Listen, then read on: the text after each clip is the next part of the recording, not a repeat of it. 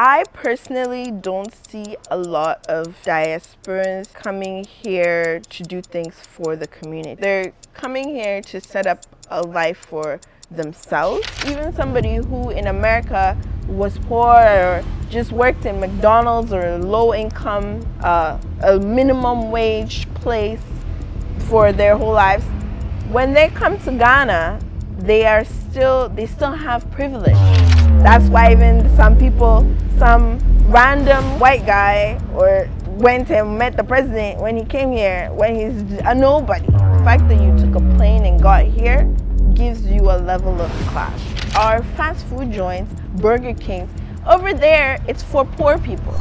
Like it's for people who can afford good food. America has all the same terrible things that Ghana has. Like America, San Francisco, the place where there is Silicon Valley and all these things, also has the biggest outdoor defecation, like the most outdoor defecation. Really? Yes. In America? Yes. Like, and one of my friends he even made a joke like, man, he was going to the Facebook headquarters and right there someone was shitting.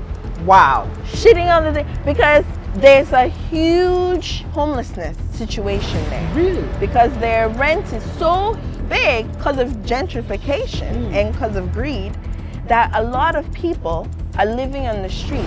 And it's corporate people. They'll wear their suit, they'll live in a tent under a bridge, wear their suit and go to work into an office. They're enjoying, Ghana is a place to enjoy. Now let me ask you this. A lot of African Americans, diasporans, see Africa to be the place, the future, the promised land, whilst Ghanaians see America. So it's almost like we are rushing out of Ghana, everybody is. And then they are moving back here. Everybody wants what they don't have. Black people are completely discriminated against. They're not really seen as humans over there. Really? Because that's what had to be marketed to allow slavery to happen. Like nobody can treat another fellow human in such those deplorable ways that they did. So what they put in their heads is that they're not human. They even said they're even less than their animals, less than their pets. So you see, even to this day, you see like pets, when somebody kicks a dog or something, it makes major news. Like people are so outraged, more than when some black person gets shot. Are you trying to say animals are treated better in America than black men? Oh yes, everybody knows this. They are definitely treated much better. A lot of people are moving to Ghana. African Americans are moving, Canadians, diaspora in general, and also foreigners, Germans, American, everybody's moving to Ghana and settling within the local communities and other communities here in Ghana. Is it good? What are the pros and what are the cons? Is it helping the local community or is it putting them at a disadvantage? Today we have here Potia, and she's quite an expert on gentrification. Oh, am I? Yeah, so we want to, address gentrification in the local communities here in Ghana. So without further ado, Potia, welcome on the show. Thank you. Thanks for having me. You gave some big accolades. I don't know if I match up to that, but I guess I just have opinions on this People topic. are watching you. Yeah. Can you tell us about who you are and a little bit about yourself? Okay. As you said, my name is Potia Gana. I am a Ghanaian Canadian, full Ghanaian actually, but Canadian by nationality, and I've been back in Ghana since just before COVID.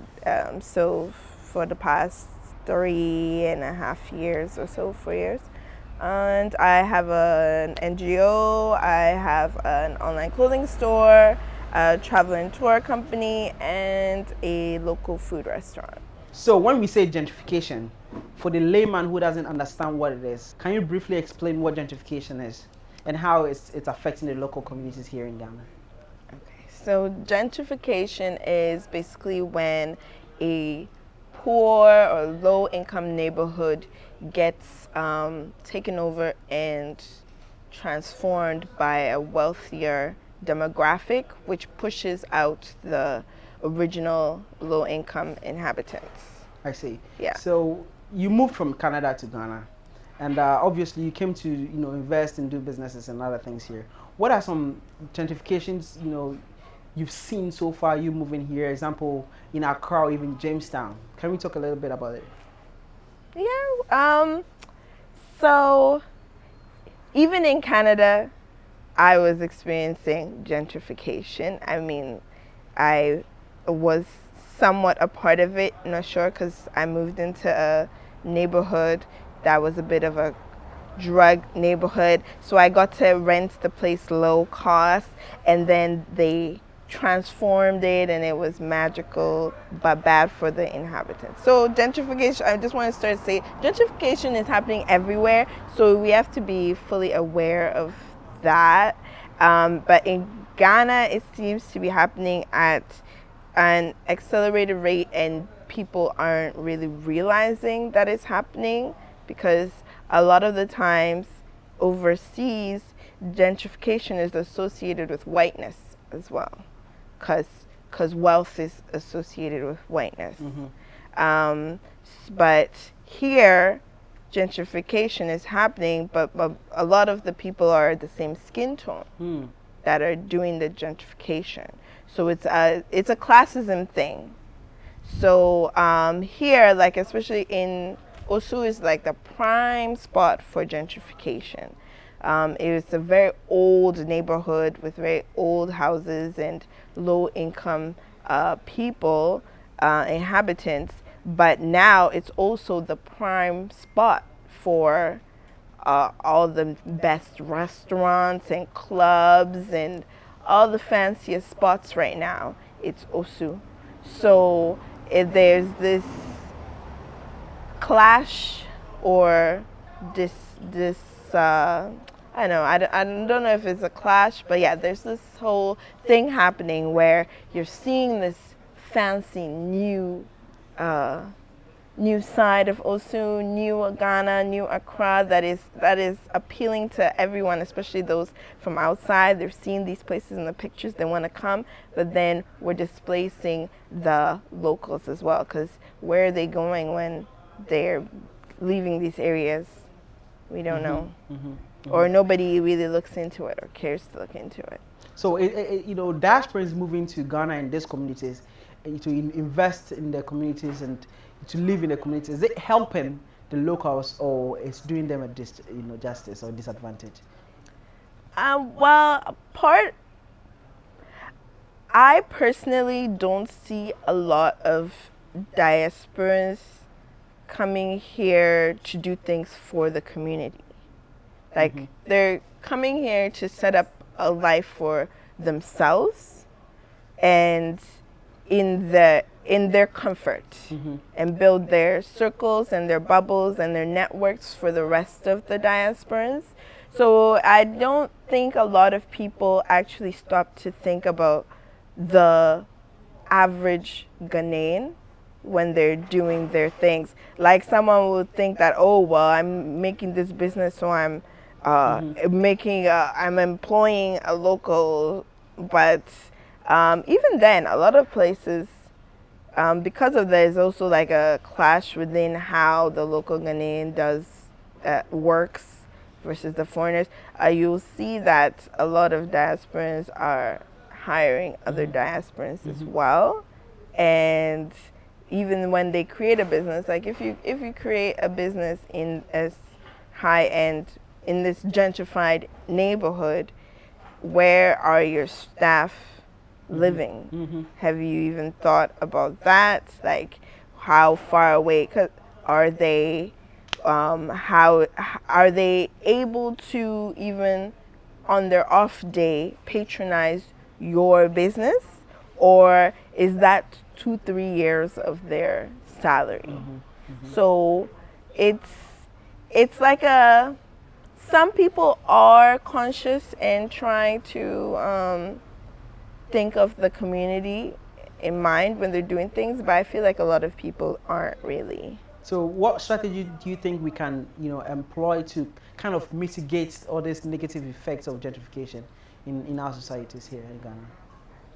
I feel like it comes down to the government, honestly. I mean, we can't blame it's not the diasporans' fault that minimum wage is 350 cities or whatever it is at this moment.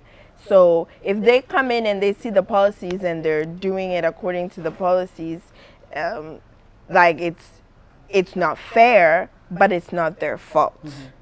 So it's up to the government to, one, raise minimum wage, have certain like policies in place when people are running businesses. Like someone shouldn't come in here and then be selling something that we normally would have gotten for I don't know, 100 cities, come and sell it for $100 just because they feel like it. Like they, unless there's like some added something, I don't know. There should be some slight regulation. I don't want the government to be like a Nazi and imposing things and restricting people from doing things, because in all places there's classes and there's luxuries and there's different levels of everything, but there should be some regulation involved. What about real estate? What do you think? What role Oh boy. do you think in the real estate? We because there would be, like, example here in Osu, there was a place like Alibar. It was just like, when you see the before picture, it was nothing, like a It was an alley. alley, right? Dirty, and now developers came in, redesigned the whole place, and it's like the spot A. Now people living around this neighborhood can no longer afford to even buy food in these places anymore. What role do you think real estates play in this gentrification? Well, in if you like mentioned Alibar, in their case, there wasn't really anything around Alibar when Alibar created itself. That place was like, it took visionary ideology to see the potential in a tiny little dirty alley to create something out of it. So I feel like in Alibar's case, Alibar's case is a good example of how to mold with a community, because instead of seeing a house, old house or something, and wanting it and buying it and breaking it down and displacing people around, they took a nook between places that existed and then they altered it. And then from what I hear, they give their staff like a living wage, not the minimum wage, and they like give them all these incentives. So I feel like they are an example to look at when it comes to trying to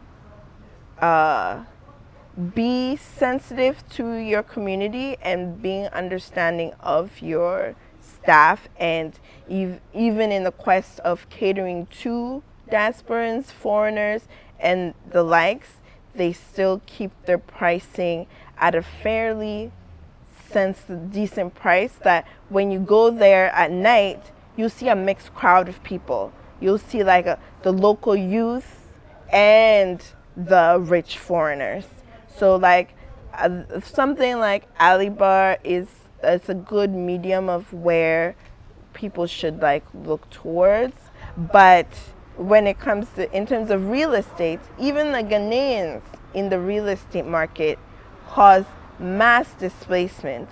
Like when you go to the Ministry of the rent control section, it is a hot mess. They are underfunded, they are neglected, and there's so many rules actually that exist in Ghana that is supposed to help the locals, but they have zero ways of enforcing. Zero.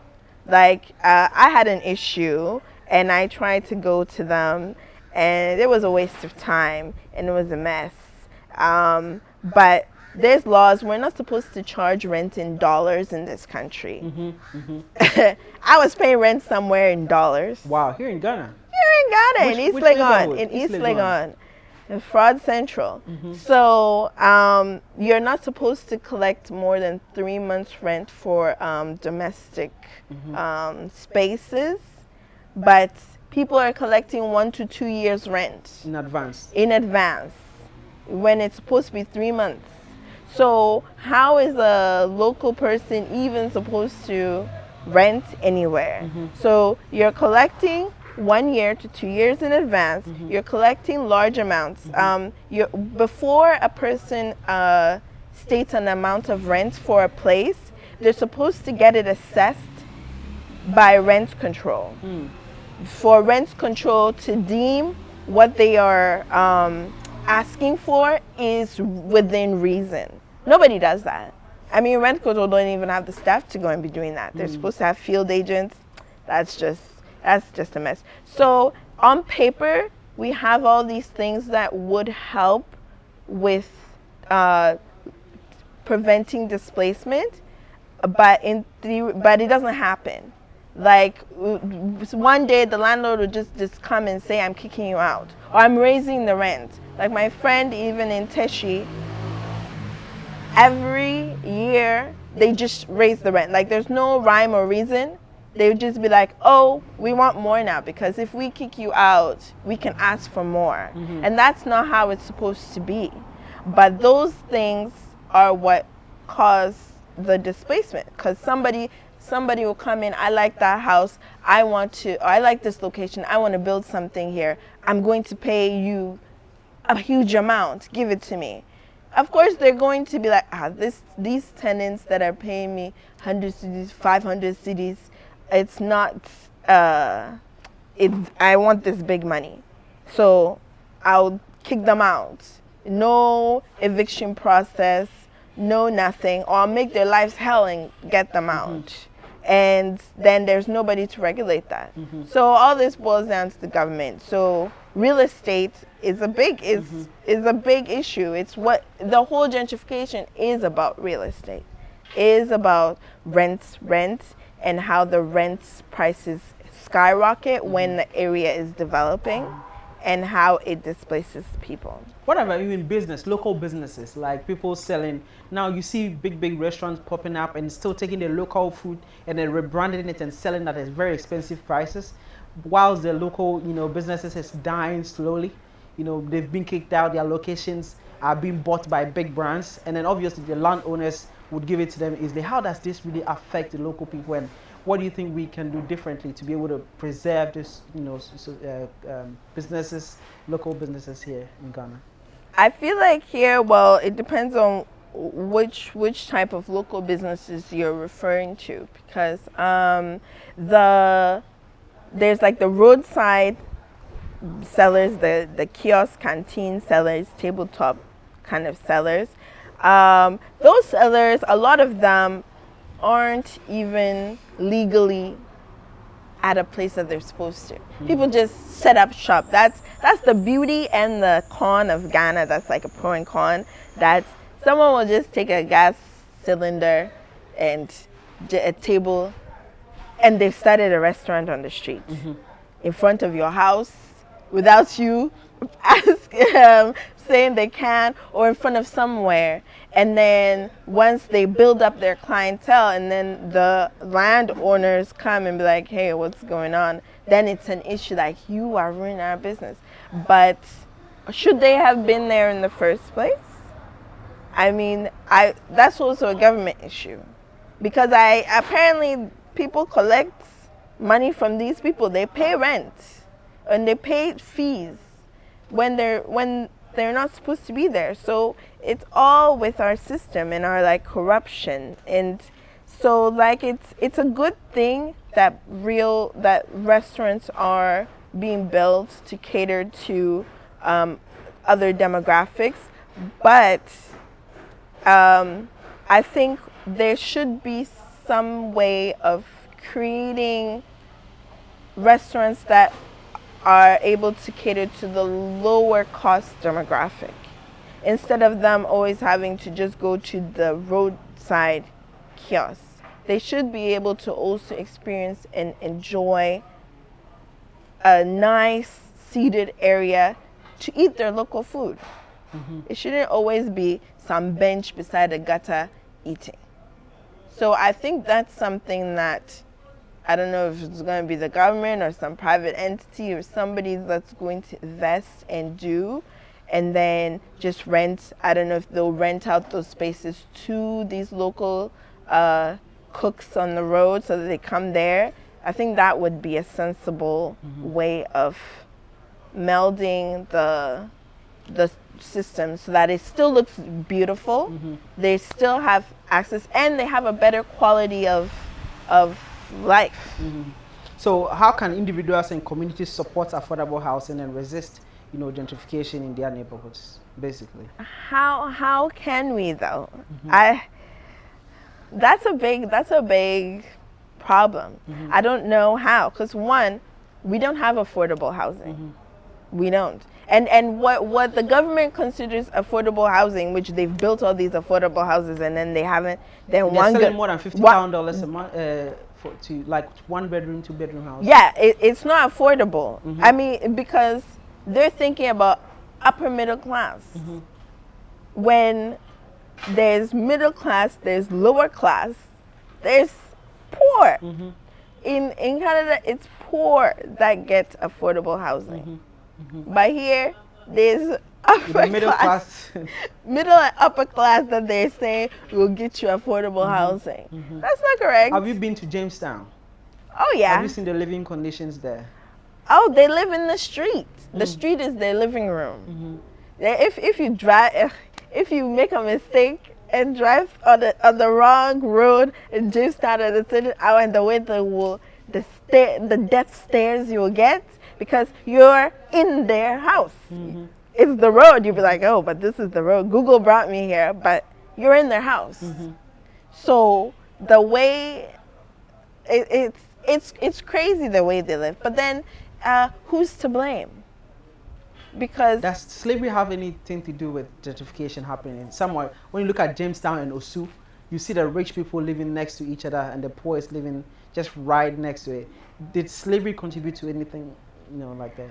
I think when it comes to gentrification, it's not slavery, because it's a global thing. It's a classism thing. So, you could, not slavery, not colonization, more like greed. Because even in Jamestown, it's about the leaders. It's about the landowners and who they sold the land off to. Instead of catering to their people, they just sold everything. So then the people don't have any land to be on. That's why they're in these tiny kiosks. They didn't develop their area at all. And all they do, nobody should come and fight me, but all I see these chiefs in Jamestown doing is when it comes to the fighting over who is the top chief. That's all. Whenever I hear Jamestown, that's it. They're fighting about their leadership, but they're not doing things for their people. They're not developing their area. The people are still living in wooden kiosks or this on top of each other, and it's really bad. So I'm like, I don't know what we can do. Like, I don't know who is going to address them. Yeah, so I don't know who can shake these people or sit them down, or if it's too late because they've completely sold the whole area. Like when I was looking for a place to rent, I saw this beautiful 3-bedroom tiny little house. The price was, what, at that time it wasn't that bad. It was $1,500 a month, but they wanted the 1 or 2 years in advance. And when I went to see that, they claimed it was Laboni. Laboni is another issue. That's not, but it was actually not. It's La. And there's such a stark difference from La and Laboni, even though they're right there. But they've started to gentrify La, because that house, so right beside the house was still the shanty towns, like the low income residents. But then there's this brand new Dan house right there. And I was like, this is so odd. Like, how would these people feel with me moving in here? Like, wouldn't it just be peculiar? So I just didn't know. I just did not feel right about it being there, because I'd be contributing, because I'll move in, other people are going to be coming, seeing that area, and then be kicking the other people out and moving in.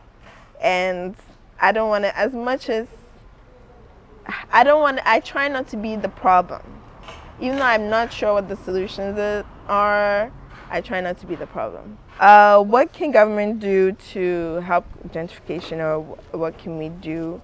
I know I've kind of been a little bit political today with my like talking, but it's because in this instance, like I know I've been talking about government, but it's not just government. Even though I'm saying, yeah, it's not the diasporans' fault, they still have to be held accountable. You still can't have full plausible deniability that you're not aware that this is happening, or you don't know, and you're just trying to be like, when you're coming in here, even somebody who in America was poor or just worked in McDonald's or low income, a minimum wage place for their whole lives, when they come to Ghana, they still have privilege. So no matter what class level a person is in America, they come to Ghana, they have a higher class. That's why even some random white guy or went and met the president when he came here, when he's a nobody. Because once you come here, no matter who you are or what you are, the fact that you took a plane and got here gives you a level of class, or it gives you an advantage. And so you have to be aware of your advantage. And it's very easy to fall into privilege and to enjoy the privileges, especially when you're coming from somewhere where you were underprivileged and you were the one that was discriminated against. So when you come and you're enjoying all this privilege, it's like a drug, and you fall into it and you don't even realize you're doing it. So I think that you have to check yourselves when you're coming. Take a step back, realize that, oh wait, am I doing the same things that where I would have been calling out somebody for? I would have been saying they're privileged or they're rich or they're causing problems. Am I doing the same thing? So let me see, what can I do?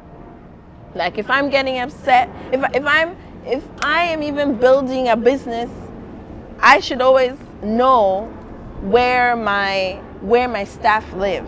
That was one thing my parents always made me be aware.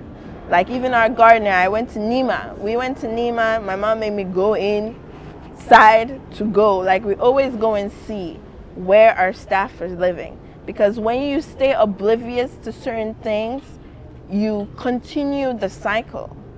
But when you see like, oh, my staff is coming here every day, and where they live, they don't even have a toilet where they're staying. Like, are you okay with that? Or that means, are you paying them enough to be able to live in a place with a toilet? Like, oh shit, maybe I'm not. Okay, let me fix this.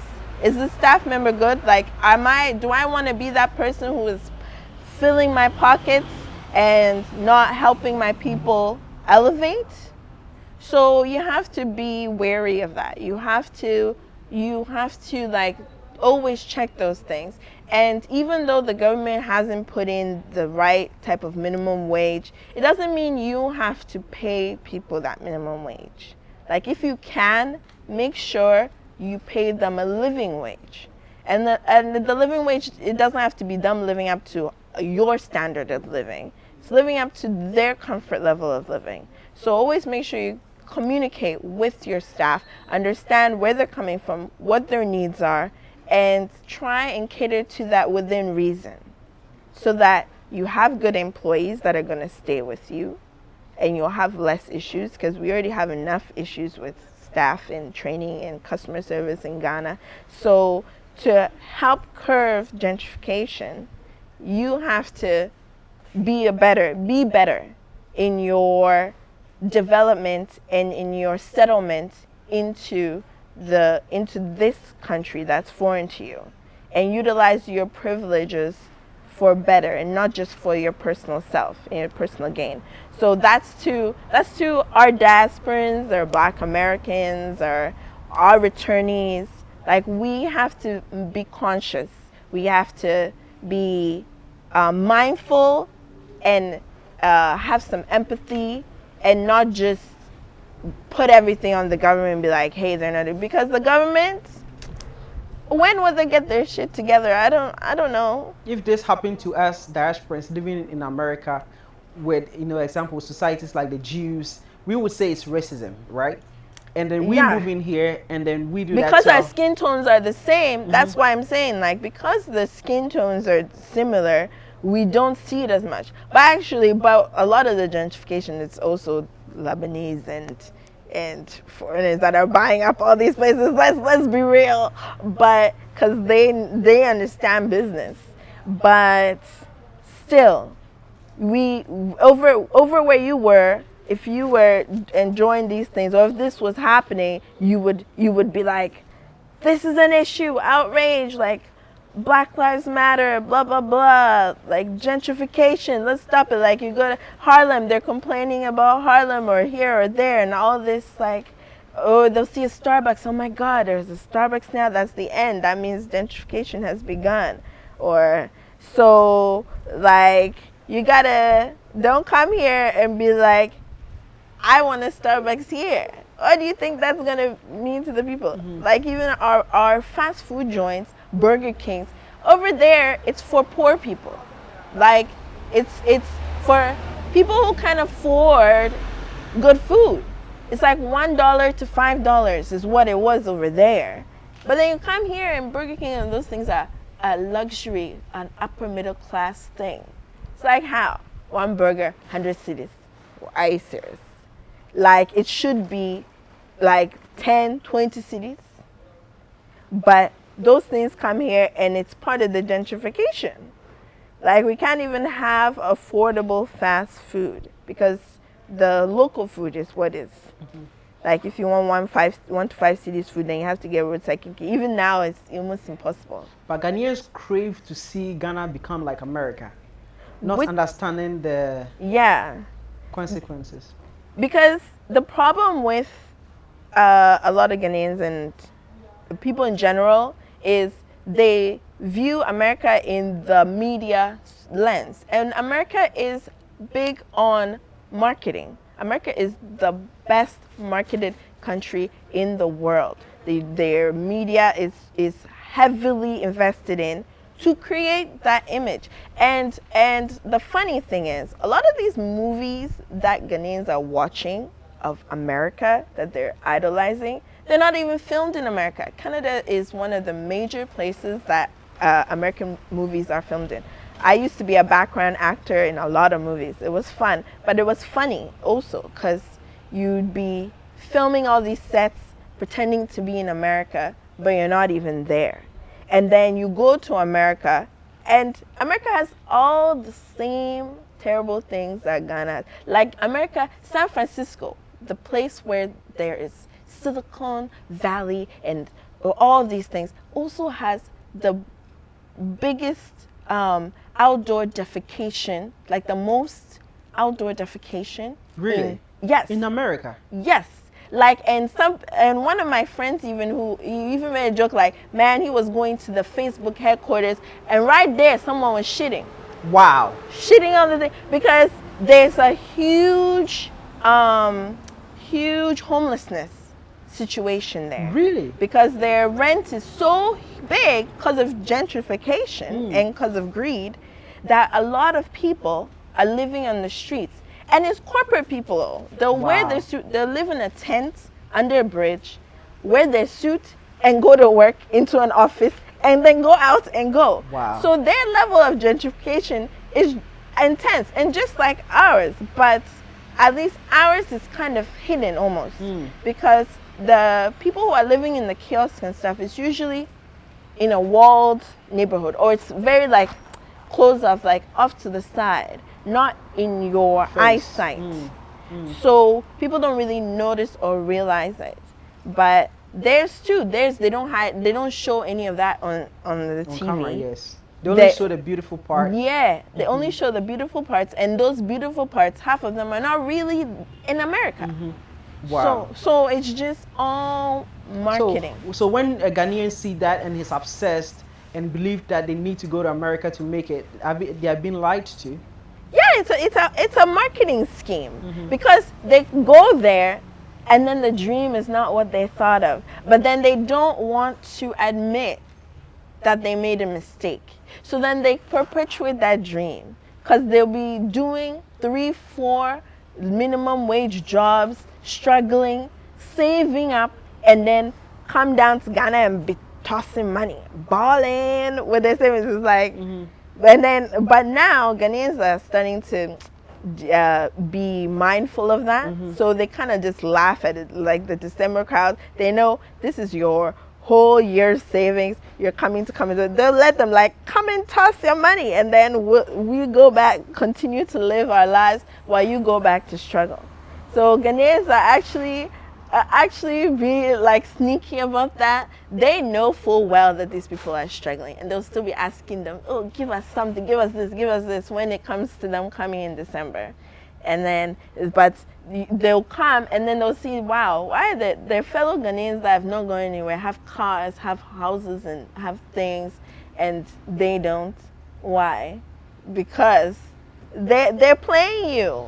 They're enjoying. Ghana is a place to enjoy. Now, let me ask you this. A lot of African Americans, diasporans, see Africa to be the place, the future, the promised land, whilst Ghanaians see America. So it's almost like we are rushing out of Ghana, everybody is, and then they are moving back here. Everybody wants what they don't have, and everybody sees greener pastures in your neighbor's backyard, is what it is. But in terms of Americans, like, they have a reason. Like, black people are completely discriminated against. They're not really seen as humans over there. Really? Because that's what had to be marketed to allow slavery to happen. Like, nobody can treat another fellow human in such those deplorable ways that they did. So what they put in their heads is that they're not human. They even said they're even less than their animals, less than their pets. So you see, even to this day, you see like pets, when somebody kicks a dog or something, it makes major news. Like, people are so outraged, more than when some black person gets shot. So like that mindset and that stuff is still there. There's no way that it can just magically Are you trying to vanish. say animals are treated better in America than black men? Oh yes, everybody knows this. They are definitely treated much better. Like, they're treated like babies, like golden children. Like, they're treated so well. Even there were cases like animal abuse. There was some black American celebrity that had some abuse case towards his daughter. Nobody cared, but this guy was seen on a video kicking a dog. Then they canceled him. But when there was a story about him, that his daughter saying that he beat her, they went to police, did all this, whatever. But he kicked a dog. That's the end of the world. Now it's a problem. But that's like, so they're going to want to come here, because they come here and here is peace. Here they see they're not a minority, even though they still kind of are technically, but in terms of skin color, they're not a minority. In terms of, they see themselves everywhere. Like, they don't see, here all the billboards are black people. Everything is catered to Ghanaians, so everything is catered to your people. And that's something that they don't see a lot of, being the minorities over there. So it's just, and all they see of themselves in their media stuff is gangsters and thugs and negative imagery of themselves in the media, always over there. But here, or they're the token. But here, everybody is every character. Do you think African American can ever be an African? Yeah, like black Americans technically can't be Africans. They have their own separate identity. their identity is Black American. I mean, they can assimilate to the African ways and assimilate to the African culture, and then I guess you could state that they are, but at the end of the day, they're still not fully, because unfortunately, due to slavery, they don't know exactly where they're from. Their culture is different, their upbringing is different, their traumas on their DNA is different. So they will, I don't want to say that they will forever feel a little displacement wherever they are. They can do, a lot of people, if they assimilate, then they can. But I feel like Ghanaians will always see them as a Black American, especially because they'll probably still have their accent. They'll probably still think in an American mindset. So it is, some can, yes, some can. That's the answer. Let's talk about your charity work. Why you chose to do that, help the community to be able to solve these basic problems. Why did you think it was so important for you moving from Canada to Ghana to do something like that? And why other diasporans should follow your footsteps? I usually attribute this to Canada. I don't know if I should give them all this full on credit, but one thing that they do right there is the charitable aspects that they kind of push on you. I mean, not everybody holds on to that. I don't know why, but it just with me and the type of person I am, it just kind of stuck with me. The whole spirit of giving, helping others, and volunteering. So like I was just used to and accustomed to volunteering. That's part of us. Like you need to get a certain number of volunteer hours to pass a high school in Canada. So you can volunteer anywhere. It's usually a group home or old folks home or wherever you want to volunteer, you can volunteer, and then you get the hours signed.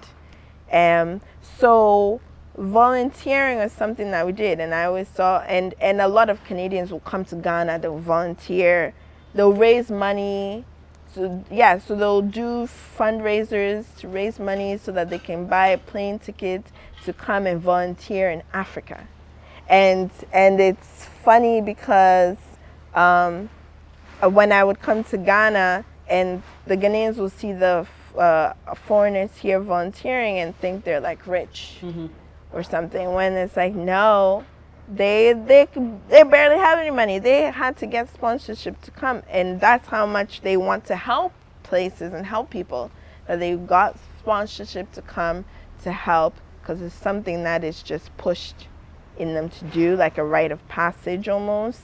So I always wanted to help. It's just something I wanted to do, and I unfortunately kind of lost sight of that for a year or two, because it was a bit difficult for me to get the paperwork done. But still, once I got into it, and I kind of got lost in the gentrification bubble of it. But then once I kind of got into it and was seeing all the problems and how it just needed a little amount of money to help somebody, I kind of started doing it out of guilt and then out of necessity. Because like, I'll go here, I'll spend 500 cedis on one meal, and some baby somewhere needs 300 cedis, or else they're being locked in the hospital, they're being detained. So like those kind of things, when I'm seeing the basic needs of the people around me and not sticking in my upper middle class bubble, I was like, okay, there's better things I can do with my resources and my money and my network than just be enjoying life, the high society life. So so I started doing that, and so it's I think everybody needs to find it can be anything. Like when it comes to volunteering, when it comes to doing a charitable something, you can find anything that you're interested in, any field whatsoever, and you can help in that way. Like if you like basketball, you can go find a school underprivileged. You can rally to build a basketball court in that area. You can go volunteer your time and go and play with the kids. Like if you like reading, you can try and get libraries updated in these schools. So you can do so many different things that you can do when it comes to a project. But it's very important that you do something. Don't just come, do the Dirty December enjoyment that is 24. Dirty December is not just December. In Ghana, Dirty December is all year round. The parties never stop. So you can come and enjoy and enjoy and enjoy and enjoy. But how is that if you're not giving back or helping your surroundings? So do that and also do something. Find a project and do something. Thank you so much for talking to me. Thanks for having me.